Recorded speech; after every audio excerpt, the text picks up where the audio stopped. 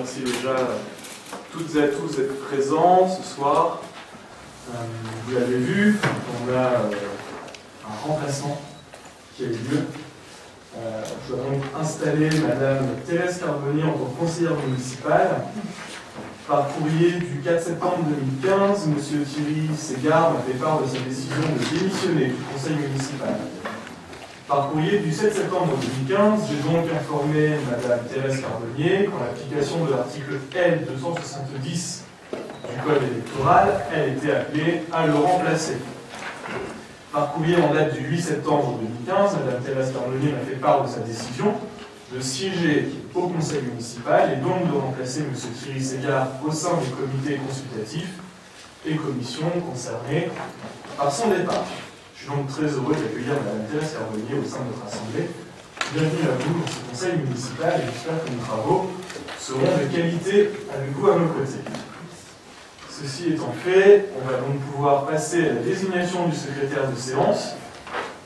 Monsieur le maire, s'il vous plaît. Ouais, alors, est-ce que ça concerne quelque chose par rapport à l'installation de Madame Carbonnier? Dans ce cas-là, je vais d'abord faire l'appel, on va d'abord tout faire sur l'ordre du jour et après on passera aux questions. En fait, c'était juste pour savoir si vous me permettez de faire une ligne de silence pour le décès brusquement de M. Didier Clapet, le maître à l'honneur, étant donné que c'était le président de l'ESMA depuis 20 ans. C'est une personne qui s'est investie au niveau de la commune et surtout de son club, qui était pour son club et qui s'est investi pour les enfants de la commune. Donc si vous me permettez, j'aimerais faire une petite minute de silence pour le moment. Écoutez, je pense que la ville a présenté ses respects, ses hommages. On a fait une page dans le dernier bulletin municipal de mémoire. J'étais moi-même présent aux obsèques afin de témoigner la gratitude de la ville dans ce qu'il a fait.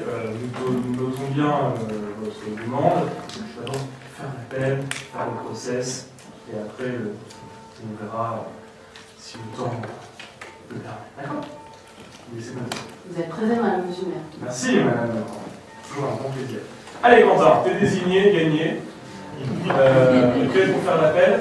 Il y a un petit changement, tu feras attention? Oui, c'est parti, j'ai bien. Donc, veuillez répondre par présent à l'appel de votre... Attends, j'ai pas fait voter. Ah oui, c'est une des secrétaires de séance. Alors, y a-t-il des personnes qui s'abstiennent sur le fait d'avoir M. Guillaume, secrétaire de séance? Personne, des votes contre? Personne. Ça y est, t'es désigné, félicitations. S'il vous plaît. Donc, je recommence. Veuillez répondre par présent à l'appel de votre nom, M. Dumont. Présent. Monsieur Lefebvre, Raymond. Présent. Madame de Seigne, Véronique. Présent. Monsieur Bius, Régis. Présent. Madame Wacheux, Annette. Présent. Madame Jean-Guy, Isabelle. Monsieur Coupé, Olivier. Présent. Madame Mercier, Sabrina. Présent. Monsieur Langlin, Richard, donne pouvoir à Monsieur Langlin, Daniel. Monsieur Legros, Marc. Présent. Madame Noël, Corinne. Présent. Monsieur Martin, Fabrice, excusez, donne pouvoir à Monsieur Lefebvre, Raymond. Monsieur Gilles Robert, excusez, donne pouvoir à Monsieur Pius, Régis. Madame Boucher, Laurence. Présent. Madame Mani, René. Présent. Madame Fleur, Caroline. Présent. Monsieur Courtois, Thierry. Présent. Madame Gessler, Maryse. Présent. Monsieur Langlin, Daniel. Présent.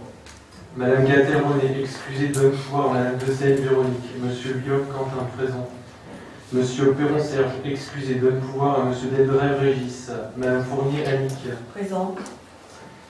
Monsieur Delbrève, Régis. Madame Delcroix, Nathalie. Présente. Monsieur Émile Bernard. Présent. Monsieur Boucher, William. Présent. Madame Branly, Sandrine. Présente. Et Madame Carbonnier, Thérèse. Présente. Parfait. Le quorum est donc atteint. Nous pouvons passer à nos délibérations. La première de nos délibérations concerne l'approbation du procès-verbal de la réunion du conseil municipal du mardi 2 juin 2015 avant les vacances. Y a-t-il des remarques ou des questions sur ce procès-verbal? Et je rappelle que nous ne prenons que ce qui concerne ce procès-verbal. Et s'il y a des modifications, des choses qui n'ont pas été dites, ce n'est pas des rajouts, c'est des mauvaises transcriptions ou des coquilles que nous prenons. Voilà. Moi, je voudrais dire que je ne veux pas participer au vote, étant donné que je n'étais pas là. D'accord, très bien. C'est noté, la Carbonnier ne participe pas au vote. personne. On va donc passer au vote. Y a-t-il des personnes qui votent contre, qui s'abstiennent? Unanimité, moins la voix de Mme Carbonnier qui participe pas au vote. C'est donc adopté. Deuxième point de l'ordre du jour, qui concerne l'administration générale et une demande de labellisation du sentier de randonnée auprès de la Fédération française de randonnée pédestre. Afin de donner une meilleure visibilité au sentier de randonnée de 12 km que nous avons balisé cet été, il convient de le labelliser comme sentier de petite randonnée par une convention auprès de la Fédération française de randonnée pédestre. Cette labellisation permet d'en valider la qualité et de l'intégrer aux outils de communication de la Fédération de randonnée pour ainsi attirer davantage de personnes, de randonneurs sur notre territoire, par l'intégration aux futures brochures de randonnée de la Fédération et aux futurs outils interactifs en cours d'élaboration. Une participation financière de 60 € est demandée par la Fédération afin de couvrir les frais de dossier et de communication inhérents. Je vous propose de signer la convention avec la Fédération française de randonnée pédestre pour la labellisation du sentier. Dans le cadre de cette communication, il convient également de donner un nom à ce sentier qui reflète les spécificités du territoire traversé. Et je vous propose ainsi de nommer le sentier de la Marie-Grouette du Vendic. Pour ceux qui viennent des basses communes, la Marie-Grouette était une sorcière mythique qui happait les enfants qui s'approchaient trop près des watringues et des watergans. Voilà. Ça se rappelle des choses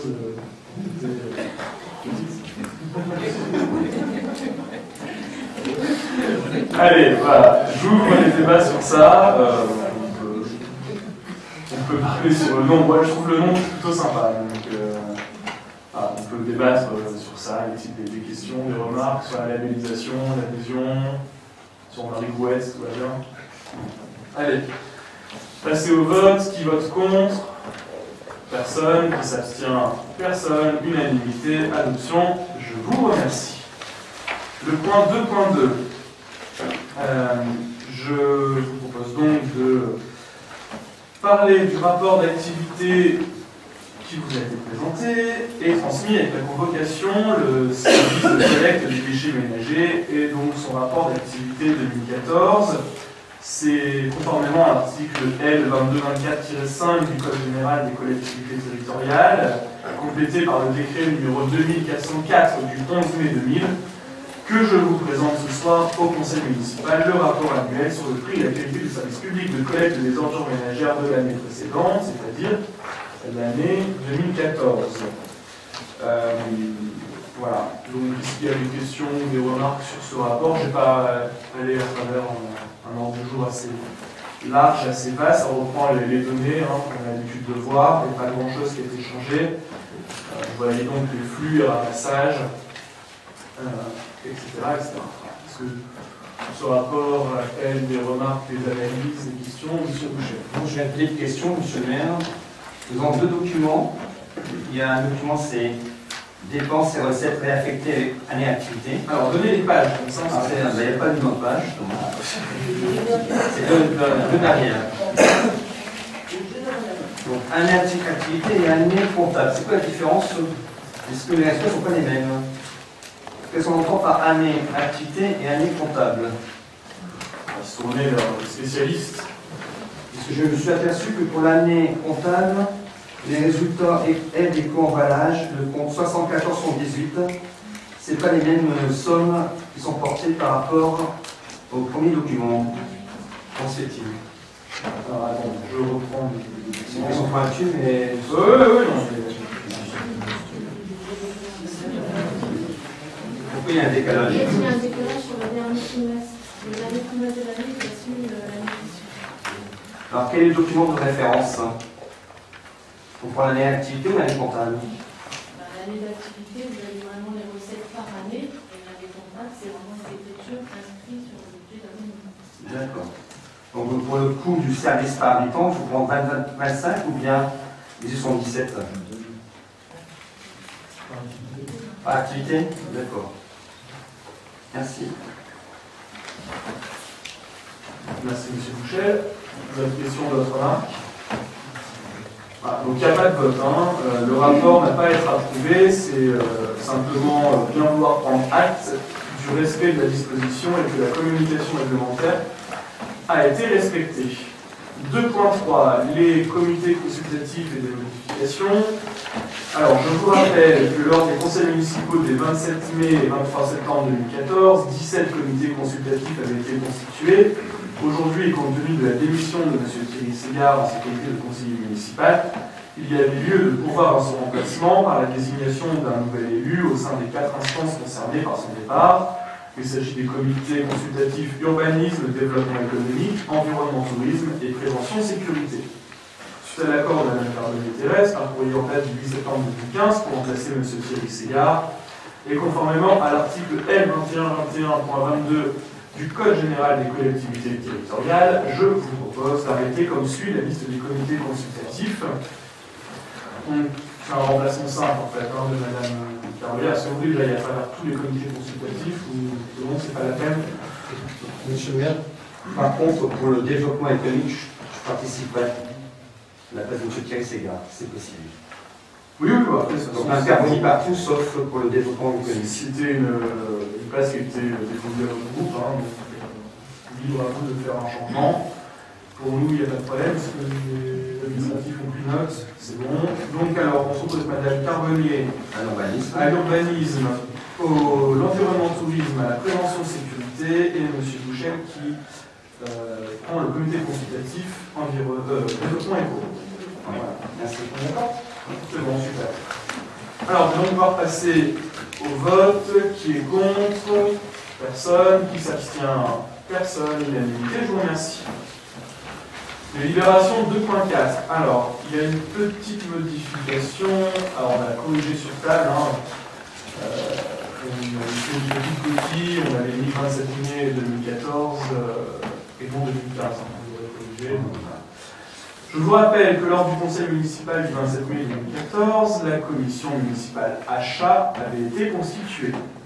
Aujourd'hui, compte tenu de la démission de M. Thierry Ségard, en sa qualité de conseiller municipal, il y a lieu de pouvoir à son remplacement par la désignation d'un nouvel élu au sein de la commission municipale achat concernée par son départ. Idem, toujours suite à l'accord de Mme Carbonnier, Thérèse, par courrier en date du 8 septembre 2015 pour remplacer M. Thierry Ségard et conformément à l'article L2121.22 du CGCT, je vous propose d'arrêter comme suit la liste de la dite commission. Alors, au niveau de la commission achat, nous avons M. Lefebvre, M. Bius, Mme Bessel, M. Delbref et Mme Carbonnier. Voilà. Des remarques, des questions? Qui vote contre?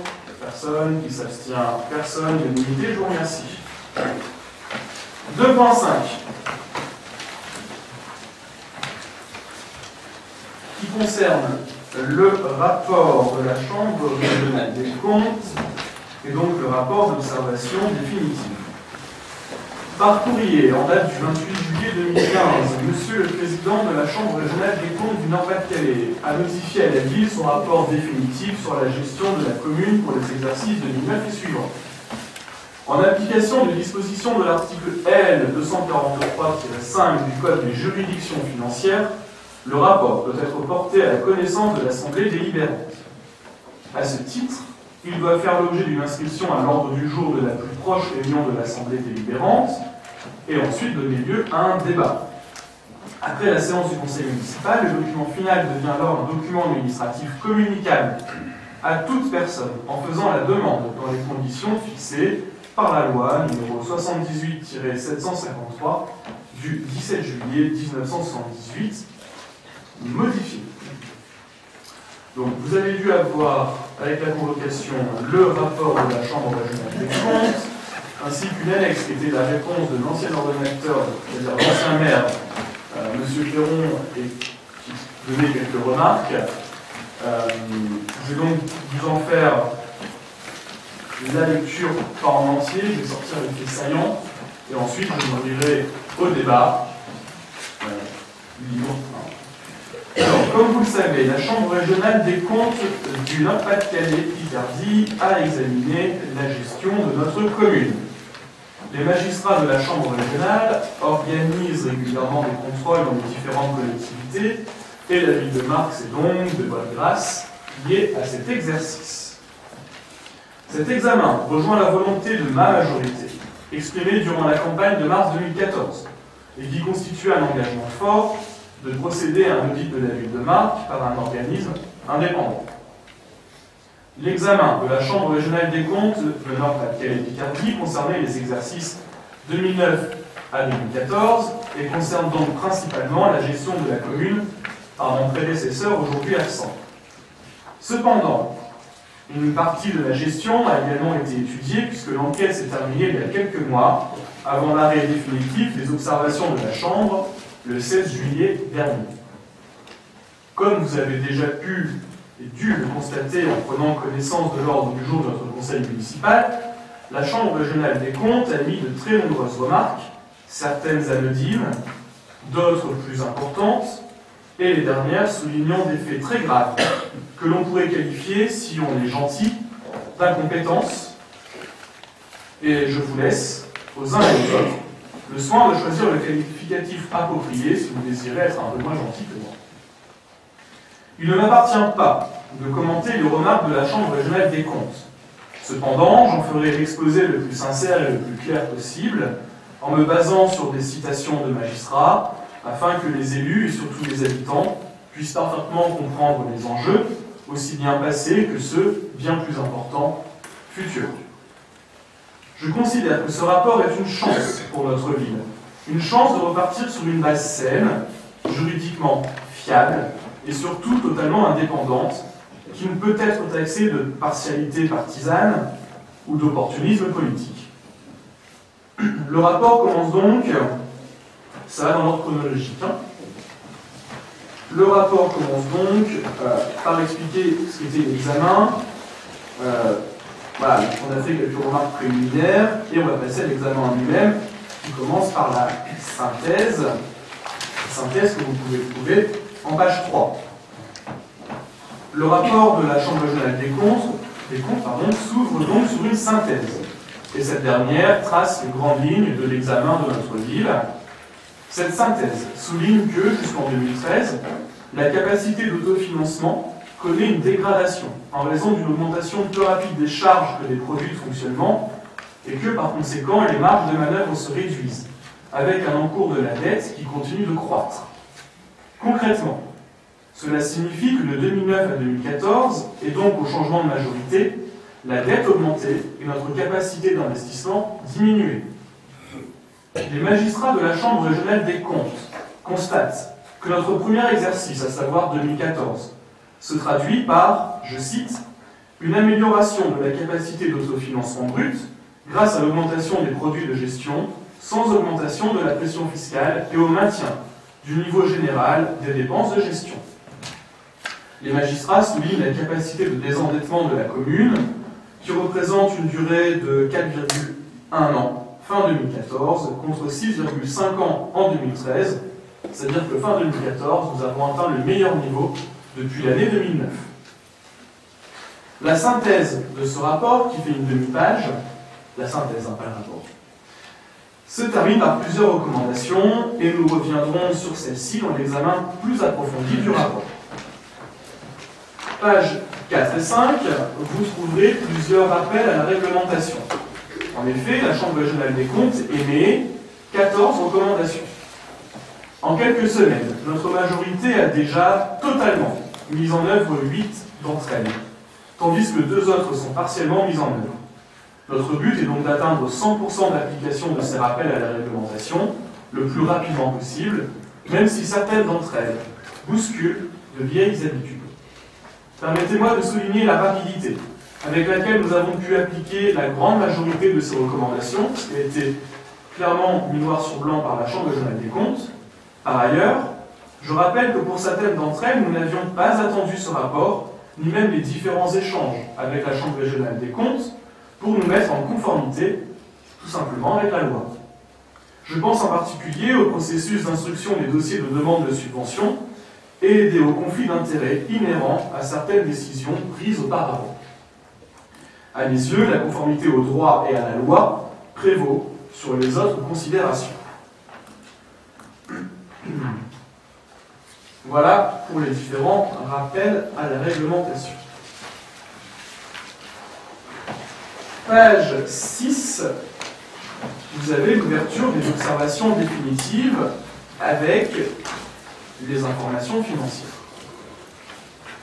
Sur les informations financières et la fiabilité des comptes, la Chambre régionale des comptes rappelle la procédure du débat d'orientation budgétaire et prend acte de notre engagement d'améliorer l'information des élus en présentant des prévisions pluriannuelles d'investissement comportant l'impact des coûts de fonctionnement concernés par ces mêmes investissements.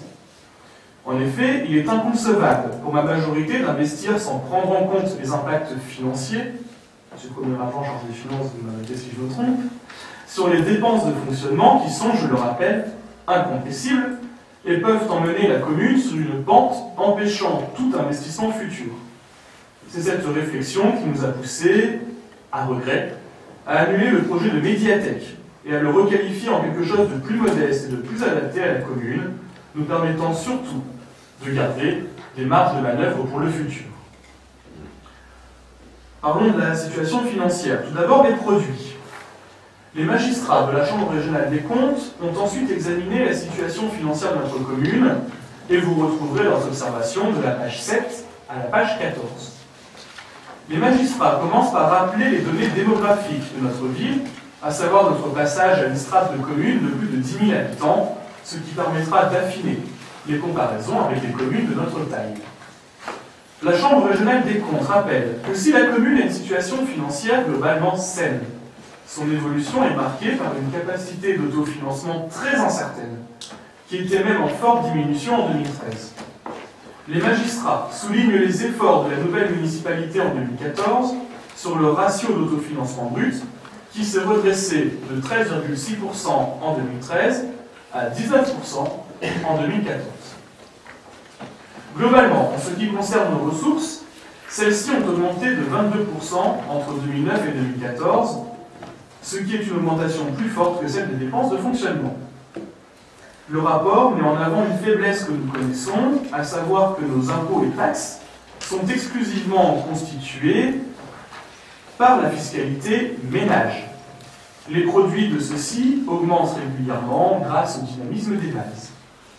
Cependant, le niveau de la fiscalité ménage reste dramatiquement inférieur à la moyenne de notre strate, puisqu'il est de 937 € par habitant en ce qui concerne la taxe d'habitation, pour une moyenne de 1 362 € dans les villes de même taille, représentant donc un delta de plus de 30%, et de 605 € par habitant en ce qui concerne le foncier bâti, ce qui est 50% moins important que la moyenne de notre strate démographique.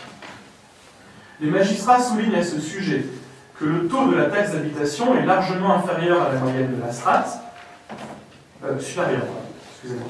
Donc les magistrats soulignent à ce sujet que le... bientôt inférieur. Donc les magistrats soulignent à ce sujet que le taux de la taxe d'habitation est largement supérieur à la moyenne de la strate, des villes de plus de 10 000 habitants, puisqu'il était de 20,89% pendant de nombreuses années, contre une moyenne de 14,38%.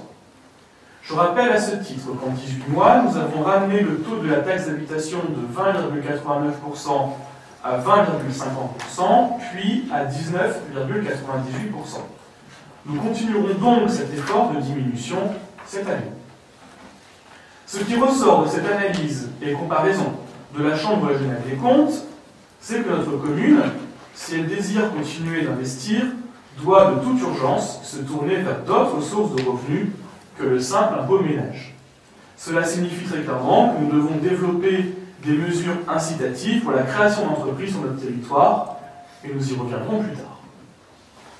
En ce qui concerne les charges maintenant, les charges de gestion ont subi une très forte augmentation, puisqu'elles sont passées de 6,6 millions en 2009 à 7,6 millions en 2014, que la Chambre régionale des comptes explique principalement par la création d'équipements nouveaux, à savoir le complexe de Briade et la maison de la nature et de l'environnement. Ces dépenses de personnel représentent une part importante de nos dépenses de fonctionnement, autour de 58%, mais, étant une commune pauvre, de par la non-diversité de nos sources de revenus, ces dépenses sont en dessous de la moyenne de la strate. Nous dépensons 460 € par habitant en dépenses de personnel, contre 636 € par habitant pour les communes de notre taille. Ces chiffres montrent bien que nous agissons en flux tendu. Toujours tiraillé entre services publics de qualité à rendre aux habitants et nécessaire maîtrise des dépenses salariales. Une fois de plus, cela valide notre décision de ne pas faire des investissements coûteux en dépenses de fonctionnement d'une part, et de chercher d'autres sources de financement d'autre part. Les hausses des charges de personnel de 2009 à 2013 fut de l'ordre de 14%. Pour vous donner des points de comparaison, on utilise un terme technique qu'on appelle le coefficient de rigidité des charges structurelles, qui permet d'apprécier les marges de manœuvre budgétaires dont nous disposons afin de rembourser les emprunts et donc d'investir. Un rapport élevé traduit la disproportion entre les charges dites incompressibles et l'ensemble des produits.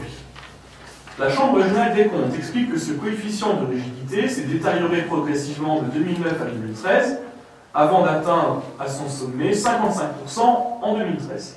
Cela veut dire que sur 100 €, seuls 45 € étaient en réalité disponibles.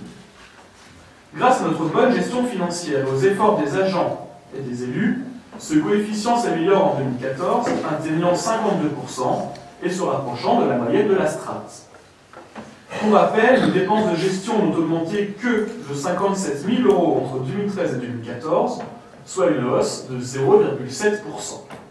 Les marges de manœuvre restent cependant, comme vous le constatez, très limitées.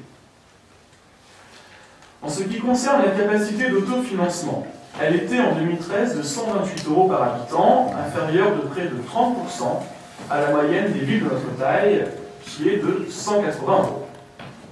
Les juges considèrent qu'entre 2012 et 2013, l'augmentation de 12% de dépenses de subventions de fonctionnement et de 6% des charges de personnel n'a pas permis une évolution positive de l'excédent brut de fonctionnement, donc de l'investissement.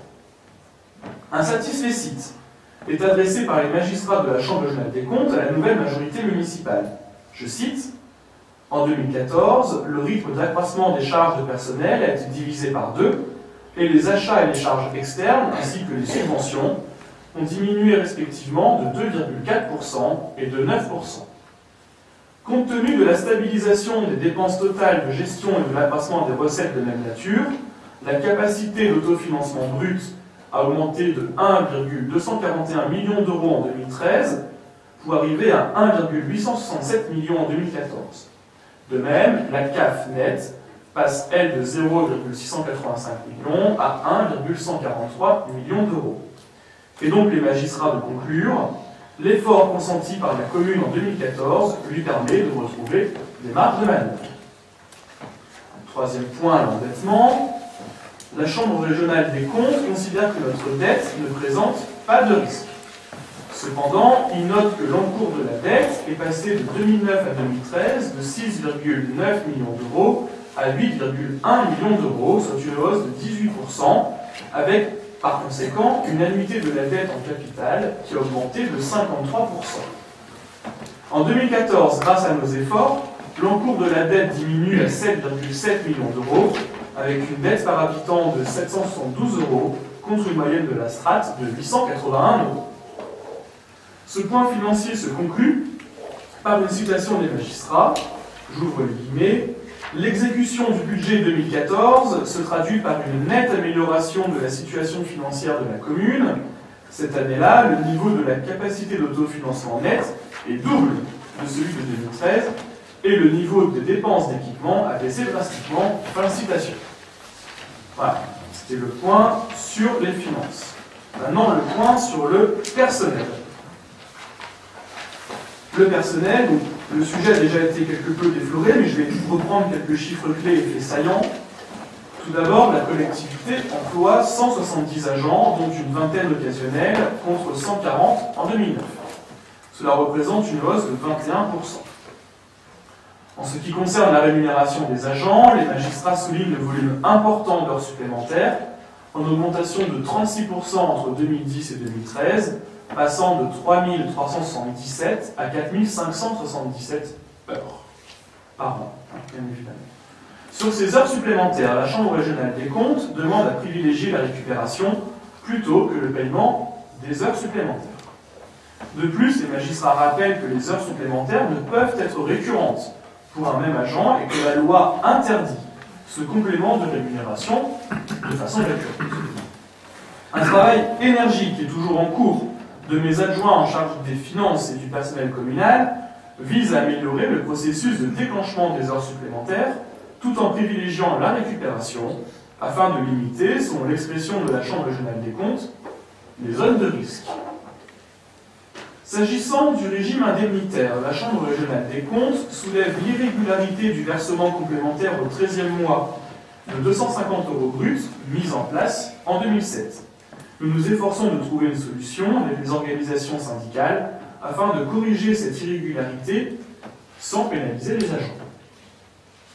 En ce qui concerne les mises à disposition du personnel par la mairie au CCAS sans aucune convention qui concernait 7 agents, la situation a été parfaitement régularisée par notre majorité dans le budget 2015. Les montants représentaient environ 163 000 € pour le CCAS et 47 000 € pour le foyer des personnes âgées. On en arrive aux subventions. Les magistrats se sont penchés sur la question des subventions aux associations de la commune. Un premier constat.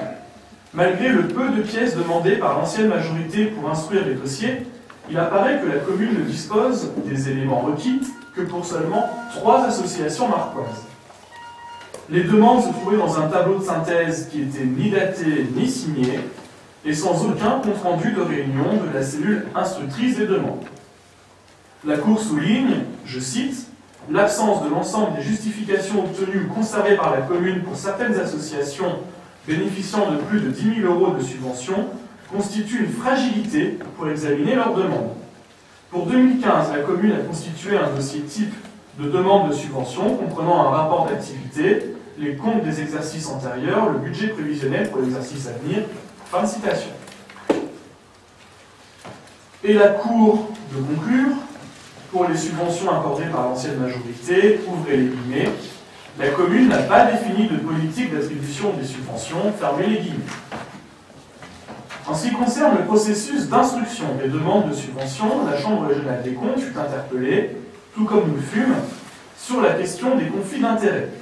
Adjoint président et administrateur d'associations subventionnées qui participaient à la commission, fixant le montant des subventions proposées au vote, responsable des services techniques et des sports, qui aidait dans l'instruction des dossiers, tout en étant trésorier d'une des plus importantes associations subventionnées. Sachez que notre majorité a mis fin à tous ces conflits d'intérêts. Une autre source de conflit d'intérêts intervenait lors des votes des subventions, puisque la Chambre régionale des comptes rapporte que 14 membres de l'ancien conseil municipal ont pris part au vote des subventions concernant une association dont ils étaient présidents, membres du conseil d'administration ou membres du bureau. Selon l'article L 2131-11 du Code général des collectivités territoriales, ces délibérations étaient illégales et auraient dû être annulées par le tribunal administratif. Ne pas connaître cette disposition est une preuve d'incompétence, faisant courir un risque inconsidéré à nos associations qui ont besoin de ces subventions pour vivre. Pour information, de 2009 à 2013, les 4 associations concernées ont obtenu plus de 1,5 million € de subventions. Là aussi, vous l'avez constaté lors du vote des subventions cette année, nous avons fait le nécessaire pour éviter tout conflit d'intérêts et surtout, c'est là le plus important, sécuriser l'apport financier de la commune à nos associations. Toujours en ce qui concerne les associations, la Chambre régionale des comptes demande à celles-ci de rendre mieux compte de leur activité et surtout de l'utilisation des fonds qui leur sont alloués. Nous le rappelons régulièrement, mais comprenez bien qu'il s'agit d'un concret changement de mentalité. Je suis cependant convaincu que les associations s'y plieront progressivement et surtout de bonne grâce. On va arriver à 2 cas particuliers concernant les associations, qui sont les cas des 2 associations qui ont été dissoutes. Je ne vais pas revenir sur les circonstances qui ont amené les 2 associations, à savoir l'ancien comité des fêtes et l'ancien comité de la culture, à prononcer leur dissolution. J'ai déjà donné mon point de vue, à savoir que ces dissolutions montraient bien que le but recherché par ces actes n'était pas la recherche de l'intérêt général, mais bien une volonté manifeste de nuire à la nouvelle majorité en paralysant les actions festives et culturelles de la commune. Le rapport de la Chambre régionale des comptes confirme ce point de vue. Pour mémoire, les 2 associations avaient obtenu chacune une avance sur subvention de 10 000 € en février 2014, 40 jours avant leur dissolution. Il paraissait donc difficilement concevable qu'en si peu de temps, l'ensemble de cette avance sur subvention ait pu être dépensé. Après de nombreux atermoiements, pour ceux qui suivent régulièrement le conseil municipal, vous devez vous en souvenir, le solde non utilisé de l'ancien comité des fêtes, 6 300 €, a fait l'objet d'un reversement à la commune en septembre 2014 et nous considérons le dossier clos. En ce qui concerne l'ancien comité de la culture et des loisirs, la situation est un peu plus ubuesque. Nous avons une association qui avait, au moment de sa dissolution le 4 avril 2014, et je dis ce qui est expliqué dans le rapport, je me base sur le rapport, cette association avait donc, au moment de sa dissolution le 4 avril 2014, un solde de trésorerie de 12 000 €. Dans sa très très grande générosité, le liquidateur de l'association a transmis un tableau de synthèse des recettes et des dépenses pour l'utilisation de cette avance de 10 000 €, laissant apparaître un solde de 205,92 € qu'il s'est empressé de nous remettre par chèque il y a plusieurs mois. Cependant, comme le souligne à juste titre la Chambre régionale des comptes, ouvrez les guillemets, les rapports et bilans financiers montrent que l'association disposait, en 2014, d'une épargne de plus de 15 000 €. Et la Chambre de conclure, ouvrez les guillemets, le versement de l'avance sur subvention était infondé. Fermez les guillemets. Alors tenez-vous bien, par le plus grand des hasards, alors que le chèque de 205,92 € donné par le liquidateur de l'ancien comité de la culture il y a quelques mois était, a priori, d'après ce que nous a expliqué, pour solde de tout compte, nous avons eu la surprise d'obtenir un chèque de 9 794,08 € la semaine dernière. Bon, évidemment, l'envoi de ce rapport à l'ancien ordinateur, l'ancien maire, n'a aucun rapport avec la restitution subite de ce chèque à la ville. Sachez que je suis vraiment touché, et je pense que les élus majoritaires, à mes côtés, de cet élan de générosité, surtout de légalité, parfaitement spontané, nous n'en doutons pas.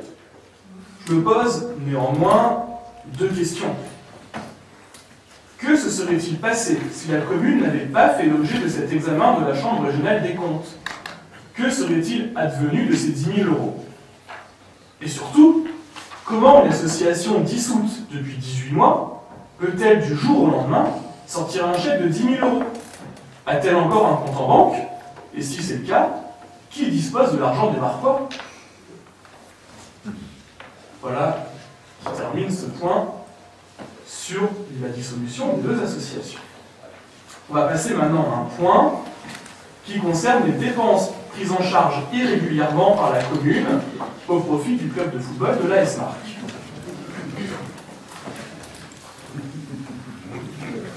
Je vous rappelle que le public ne doit pas manifester, même s'il peut ricaner, discrètement. Après, pour tout le monde, le débat viendra après, je termine l'exposé, on va chronologiquement, et après, je vous donnerai la parole pour le débat. Nous arrivons donc, comme je l'ai dit, aux dépenses prises en charge irrégulièrement par la commune au profit du club de football de l'AS Marc. Je ne vous apprends rien en vous disant que la commune a pris en charge les dépenses du club de football AS Marc de façon irrégulière. La Chambre régionale des comptes pointe que de 2010 à 2013, l'association a utilisé des véhicules de location payés par la commune sans aucune délibération, ce qui était contraire au terme des conventions passées. Par ailleurs, depuis 2010, l'AS Marc a bénéficié de prestations de transport d'une autre société dans le cadre d'un marché public contracté par la commune pour couvrir normalement les ramassages scolaires et ceux des personnes âgées. Le coût total de ce subventionnement contestable est de 35 000 € sur la période 2009-2013. Nous avons, bien évidemment, régularisé cette situation très rapidement. Toujours en ce qui concerne le club de football, la Chambre régionale des comptes souligne que 7 agents ont été mis à disposition sans aucune convention de cette association pour un coût total de près de 200 000 €. La Chambre rappelle que les frais de personnel engagés dans le cadre d'une mise à disposition doivent faire l'objet d'un remboursement par l'association bénéficiaire. Nous avons bien évidemment également mis un terme à ces mises à disposition irrégulières. Un autre point souligné par la Chambre régionale des comptes concerne le patrimoine immobilier. La Chambre régionale des comptes demande de réaliser un bilan de la gestion des biens immobiliers en application du Code général des collectivités territoriales. Ce bilan est actuellement en cours. Par ailleurs, les magistrats reviennent sur quelques cessions et acquisitions immobilières de la commune, pour la plupart très bien modérées même, mais notent cependant un grave dysfonctionnement sur l'une d'entre elles, le terrain Léonard de Vinci, le lieu-dit sous la Nationale. Vous voyez tous de quoi je parle. Ainsi, l'ancienne majorité a accepté, par délibération du 19 avril 2013, de la racheter 170 700 € à une société, soit 28 000 € de moins que le prix de vente par la commune de ce terrain à la même société. C'est donc une moins-value de 28 000 € pour la commune. Or, la légalité veut que pour toute moins-value, comme pour toute plus-value, l'avis du service des domaines soit demandé.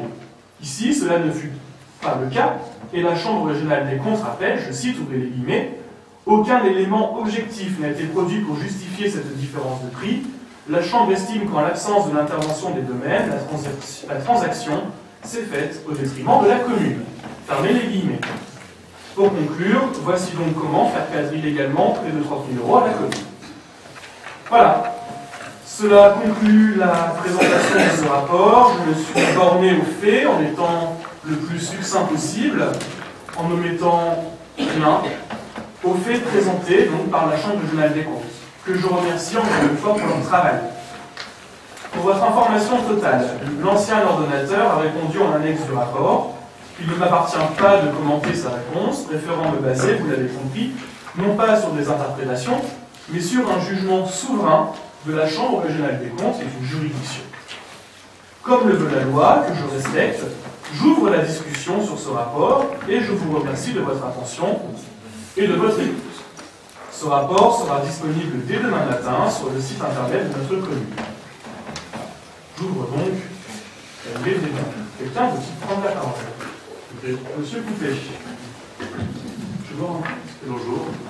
Donc je tiens à rappeler vis-à-vis de la réponse de l'ancien maire qu'il dit l'ancien comité dit avoir prévu la saison 2014-2015. Question, avec quel budget? L'ancien président a tout bloqué. Le nouveau comité des fêtes et de la culture a dû repartir de zéro. Et a dû honorer, tant bien que mal, les engagements de l'ancien comité. Rappelons que l'argent de l'ancien comité des fêtes et culture appartient en premier lieu aux Marquois et aux festivités marquoises. Donc, où était la bonne foi? Pour la subvention qui a été versée après avril 2014, il est normal qu'il revienne aux contribuables. Merci. Merci, monsieur Coupé. D'autres remarques? Oui, monsieur. Ah oui, monsieur le maire. Alors, est-ce que vous pouvez appuyer sur le bouton, parce qu'après on va nous dire qu'on n'entend pas. On ne m'entend pas. C'est parce que j'ai énormément de respect pour votre fonction de maire, sinon je vous aurais appelé de haut. J'étais allé juste à temps pour sauver la commune. Juste à temps. Parce que vous lisez un rapport, mais vous lisez que ce qui vous intéresse. Et ce qui peut, éventuellement, vous être négatif. Effectivement, on a fait des erreurs de formalisme, des erreurs de légalité. Ce sont des erreurs, effectivement. Mais je vous rappelle quand même que dans la synthèse, la première ligne, il vous dit bien que pour une commune de 9 992 habitants a une situation financière saine. Ce qui veut bien dire ce que ça veut dire.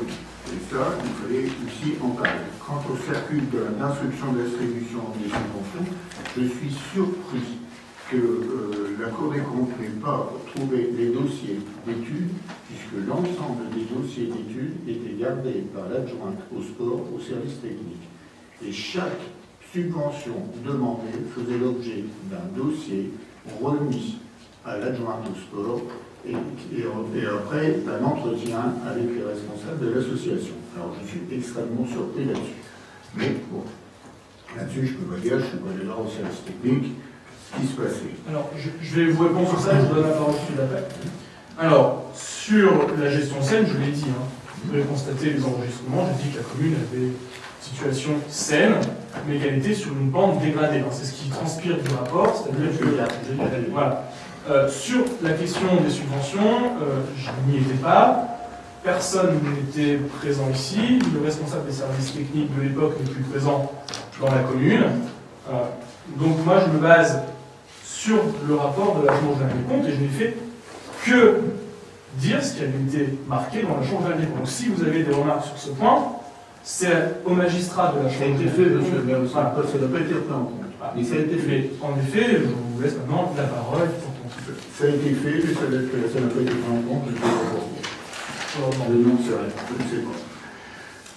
Ensuite, je vois que l'on parle aussi de la sincérité et de la fiabilité des comptes. Parce que je me souviens également que vous aviez émis des doutes sur notre honnêteté et que vous aviez dit que vous auriez remis l'ensemble des gages justificatives à la Cour des comptes si elle existait encore. Vous vous souvenez ça, et ça, moi, je m'en souviens. Sur quelle page, monsieur Delval À la page 7. 7. Sur le taux d'exécution budgétaire 2013. Alors, montre un niveau global de prévision budgétaire plutôt satisfaisant. Donc, elle a toutefois laissé des pistes d'amélioration, mais c'est surtout sur les opérations d'inventaire. Donc ça, vous savez, vous avez dit vous-même, vous aviez régularisé. L'opération d'inventaire qui avait été régularisée auprès du percepteur, et que le percepteur n'a pas pris en compte. Il faut pas l'oublier aussi, ça. Il ne faut pas l'oublier aussi, parce que là, nos services avaient fait le travail. Nos services avaient fait, enfin, vos services avaient fait le travail. Les services des marqueurs. Des marqueurs. Alors, sur ça, je vous réponds, comme ça, raison, j'ai oublié des choses. J'ai jamais dit que le taux d'exécution était mauvais et que, vraiment, sur les budgets sincères, de mémoire, je n'ai jamais mis en doute. C'est ce que je vous reproche, c'est de ne pas dire ce qui allait. Vous n'avez parlé que de ce qui vous arrangeait. J'ai clairement dit que le D'accord. Nous sommes d'accord là-dessus. Ouais, Alors, attendez, j'ai vu ensuite, concernant l'analyse financière. Sur l'analyse financière, la case brute de 2013 était de 1 250 000, comme vous l'avez signalé. Mais vous avez oublié de signaler que les dotations en 2014, comme nous étions en plus de 10 000 habitants, avaient augmenté de 800 000 €. Donc, vous aviez, vous, une case brute de 1 850 000 fin 2014. Je pense que c'est tout à fait logique et normal. Et nous aurions eu du mal à faire pire si nous avions été élus par les Marquois. Avec seulement 974 000 € de dépenses d'équipement, alors que nous avions, de 2009 à 2013, investi pour 17 millions d'euros, avec une financée en ressources propres à 69%. C'est-à-dire quand même qu'il y avait un sacré effort de gestion de l'équipe municipale. 69% de ressources propres sur les 17 millions d'investissement. Effectivement, après, ils font du fonctionnement. Là-dessus, je suis tout à fait d'accord avec vous. Mais ce fonctionnement était calculé parce que si vous vous souvenez du départ de la campagne municipale, Monsieur Béron avait bien signalé que les propositions que nous faisions d'investissement Marquois pour la prochaine mandature, c'était dans le cas où la situation financière de la commune le permettait. Donc, on n'est pas quand même aveugle pour ne pas s'apercevoir qu'effectivement, compte tenu que nous apportions de plus en plus de services aux Marquois, le budget de fonctionnement augmentait obligatoirement, alors que les recettes n'augmentaient pas à l'heure du nous en étions aperçus. Comme j'ai monté, j'ai fait le curieux, parce que bon, parfois la mémoire fait un peu défaut, et je suis remonté à 95, lorsque nous avons été, parce que j'ai une formation comme ça, je regarde toutes les pièces, je suis allé voir, et là aussi, en 95, on a fait un audit. Et vous savez que cet audit, lorsque je vois un ratio d'endettement de 50-55% en 2013-2014, au 31 décembre 2015, il était de 170%. Et ce n'était pas nos amis qui 95, c'était pas nos amis qui géraient la... Alors vous voyez que... Enfin, moi j'avais 6 ans à cette époque-là. Mais moi, j'avais déjà les portes alors. Mais ce que je veux dire, c'est qu'on ne peut pas nous taxer d'incompétence alors que nous avons quand même, nous étions pratiquement au niveau de tutelle de l'État Si la Chambre de commerce n'avait pas racheté des terrains pour 10 millions pour payer la dette que nous avions à la CEPAC, nous étions sous tutelle de l'État. Je parle de millions de francs. C'était des francs. Donc, quand on me parle aujourd'hui d'incompétence, je peux vous dire que je trouve un peu l'expression très très mal adaptée. Alors, sur ça, ce n'est pas l'ensemble de la gestion, je dis, voire l'incompétence. Hein. C'est sur 2-3 points, sur certaines décisions, et je l'ai clairement dit dans mon propos. Hein. Si vous regarderez après la bande, vous verrez le défendu, c'est dans mon propos, j'ai utilisé le terme j'ai la compétence. sur certains points. Sur certains points, c'était expliqué. C'est-à-dire que quand on met en péril les subventions accordées à une association, pour défaut au conflit d'intérêts, ça pose un problème. J'y arrive. J'y arrive. Ensuite, en page 11-23, je voudrais rappeler quand même que là, c'est un terme de la Chambre régionale des comptes, qu'en 2014, parce que c'est votre gestion, les produits de gestion ont continué d'augmenter. Le taux de la taxe d'habitation a connu au cours de cet exercice une baisse symbolique.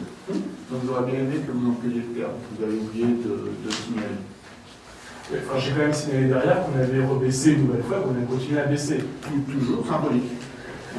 Pas si on évite l'augmentation. Ensuite, je suis d'accord avec vous avec la hausse du personnel de charge de personnel. J'ai expliqué le pourquoi. Là-dessus, on a expliqué pourquoi, c'est expliqué là-dessus, il y a absolument non, je sais, pas de définition. Ce qui me gênait seulement, c'est que pour moi, lorsqu'on disait que les charges personnelles avaient augmenté, je ne sais plus, de 19,65%, ce n'est pas le salaire du personnel qui a augmenté de 19,65%. Il faut bien vous dire ça au Marquois. Mais lorsque c'est écrit comme ça, on peut avoir la réaction de dire que le personnel. Bon, ce serait bien parce que je peux vous dire que les salaires de personnel de la mairie ne sont pas. On va demander à ce projet le point d'indice. Sont pas bien, voilà. Concernant les heures supplémentaires, concernant les heures supplémentaires, l'ordonnateur de l'époque a répondu que. Il arrivait à Josélu, il arrivait qu'un ou deux agents se voient attribuer 25 heures, le maximum autorisé. Ce que vous avez parlé tout à l'heure de cette répétition de maximum d'heures supplémentaires mois par mois. Donc le maximum autorisé étant 25 heures supplémentaires. Si l'agent avait fait, ou les deux agents avaient fait plus de 25 heures supplémentaires, on ne pouvait pas lui payer la totalité dans le même mois. Donc on était obligé de mettre ces 25 heures sur plusieurs mois pour pouvoir payer le travail que l'agent avait fait. C'est la réponse qui est donnée par l'ordonnateur et qui est bonne. Ensuite, les mises à disposition pour le CCAS, effectivement, nous aurions dû augmenter la subvention du CCAS et prendre, pour que le CAS prenne en charge le salaire. C'est une opération comptable, donc ça ne change rien du tout. Ensuite, pour l'instruction et l'attribution de subventions, je laisserai M. Bernard Aimé vous en parler. Je voudrais seulement parler du football, puisque j'y siégeais en tant qu'observateur de la municipalité et non pas en tant que membre du conseil d'administration. Le football, effectivement, lorsqu'on me dit que pour reprendre des dépenses irrégulières, et que là c'est un jugement souverain, ce ne sont pas des dépenses, ce sont des dépenses irrégulières de par la loi. Mais là, oui, je suis tout à fait d'accord avec vous. Disons que c'est un manque de formalisme de notre part. C'est-à-dire qu'on a préféré mettre un agent à disposition. Le football, lorsqu'il est passé de championnat de ligue au championnat national, n'était pas structuré administrativement pour pouvoir assurer. Donc il était nécessaire d'aider cette équipe pour qu'elle puisse rester en CFA ou en CFA2. Nous avions donc mis un agent à disposition administrativement, et il y avait un agent qui avait tous les équipements, aussi bien pour la Smart Football que pour le Fort Vert que pour les N. Donc nous avions cet agent et demi pendant de 2009 à 2012. On modifié en 2013, nous l'avons pu faire. Mais ça nous permettait, nous, non pas d'augmenter une subvention pour que l'AS Marc Football embauche quelqu'un pour faire l'administration, mais ça nous permettait de maîtriser et d'être certain que la personne qui était mise à disposition de l'AS Marc Football fasse bien du travail administratif. C'était pour nous une maîtrise que l'on avait sur cette gestion de cette association. Ensuite, sur le transport, ben, c'est vrai que sur le transport, on aurait dû également, comme on l'a fait en 2013, c'est-à-dire allouer 8 000 € par mois. On ne les a pas alloués, mais on les a par an. Par an. J'ai dit par mois. J'ai dit par mois. Oui. Voilà, c'est pas bon. Heureusement, là, vous me l'auriez signalé tout de suite, monsieur le maire. Vous savez bien que j'aurais pas manqué, Non, c'est 10 000 €. C'est pour ça que là, on a voté 8 000 €. C'est toujours dans ce souci de maîtriser les transports. On n'a pas voulu verser une subvention de 8 000 € immédiatement au club. On payait systématiquement transport par transport pour bien maîtriser justement ces frais de déplacement. Et chaque transport à payer passait systématiquement par mon bureau pour voir si ça correspondait bien avec un transport de l'AS Marc Football. Donc c'est vrai que dans la légalité, ce n'est pas... c'est condamnable, comme vous l'avez dit, mais pour c'est pas moi qui le dis, hein, c'est le rapport de comme vous l'avez lu. Mais par contre, pour nous, c'était un moyen de contrôle supplémentaire des moyens qu'on mettait à disposition du club. C'est un moyen de contrôle supplémentaire. Quant au terrain, enfin je ne vais pas le citer, au terrain Le Franc. Tout le monde connaît Lionel de Vinci. C'est très simple, hein, c'est que, disons que l'on a souvent reporté la convention puisque M. Lefranc avait un délai pour construire, il a passé ce délai. Nous avons donc vu notre notaire, nous avons demandé de mettre en route cette reprise de terrain. Nous avions fait une proposition de reprendre le terrain. M. Lefranc a fait une contre-proposition compte tenu du travail qui avait été effectué par sa société sur ces terrains. Effectivement, on a repris le terrain, on a racheté le terrain à 25 000 ou 28 000 € en dessous de 25 000 € en dessous de ce que l'on avait vendu. Par contre, la Cour des comptes est passée, pas la Cour des comptes, excusez-moi, les domaines. Les domaines ont émis un avis après que l'on ait repris le terrain et émettait un avis inférieur de 9 800 € par rapport au prix qu'on l'a acheté. Alors ne dites pas qu'on a perdu 25 000 €. C'est pas moi qui l'ai Ah non, vous l'avez lu. C'est pas... Moi, la loi m'oblige à présenter le rapport et à le lire. Moi, je suis commencé à présenter le rapport pour... Je suis bien obligé de vous répondre à vous. Je ne vais pas répondre à la Cour des comptes. Voilà. Vous l'envoyez à la fouille. Je l'ai fait, ça a été fait. Ça a été fait, mais ça non plus, comme par hasard, ça n'a pas été repris. Mais ça a été fait. Vous savez très bien qu'en annexe, vous avez pu le voir, il y a des observations, un rapport d'observation qui a été fait par l'ancien ordonnateur, c'est la loi. Si ça n'a pas été pris, et comme vous avez eu connaissance du rapport de la Chambre régionale des comptes, et si vous avez vu que des choses qui étaient incomplètes ou qui méritaient d'être justifiées ou amendées, dans ce cas-là, il fallait le rajouter dans l'annexe, mais c'est pas maintenant qu'il faut le dire, alors que le jugement a été rendu, le jugement a été voté, et que je l'ai présenté au conseil municipal. Quand vous comprenez bien que je suis dans une position où je suis obligé de me baser sur ce qui est écrit, je n'ai pas commencé à interpréter les choses là où j'étais pas là. Moi, je suis que dans ma position de maire, président du conseil municipal. C'est dans les réponses que vous avez fournies. C'est dans les réponses que vous avez fournies. Pas que vous avez fournies. Donc, et que vous nous avez envoyé. Que vous avez envoyé. Alors, je ne fais que lire.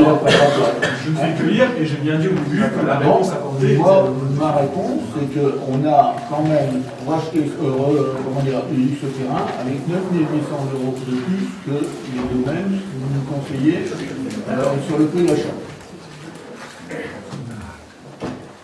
Voilà, monsieur. Ok, super. Alors, je vais répondre. Après, je vais revenir au débat si d'autres personnes qui veulent prendre la parole. Alors, vous parliez d'exécution budgétaire. J'ai jamais mis en cause, mais vraiment jamais dans l'ensemble de nos débats, le taux d'exécution budgétaire et la fiabilité / la sincérité des comptes que vous présentiez. Je rappelle que dans les finances publiques, un budget doit être sincère pour être légal. Jamais, au grand jamais, je n'ai mis en doute cela.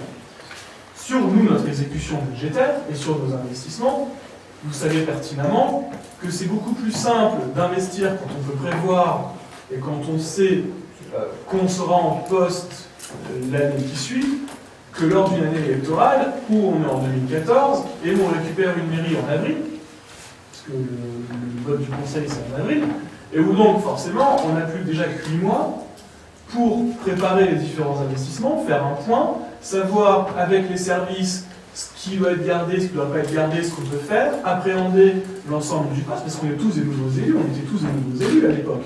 Donc c'est parfaitement logique que une année d'élection 2014, où on arrive en cours, presque à la moitié de l'année, les exécutions ne soient pas faites. Et c'est partout pareil. C'est pas propre à la ville de Marc. Toutes les communes, les changements de majorité, l'année 2014, en termes d'exécution budgétaire, ça a été moins fort que les années précédentes. C'est parfaitement logique, et on avait déjà eu le débat auparavant.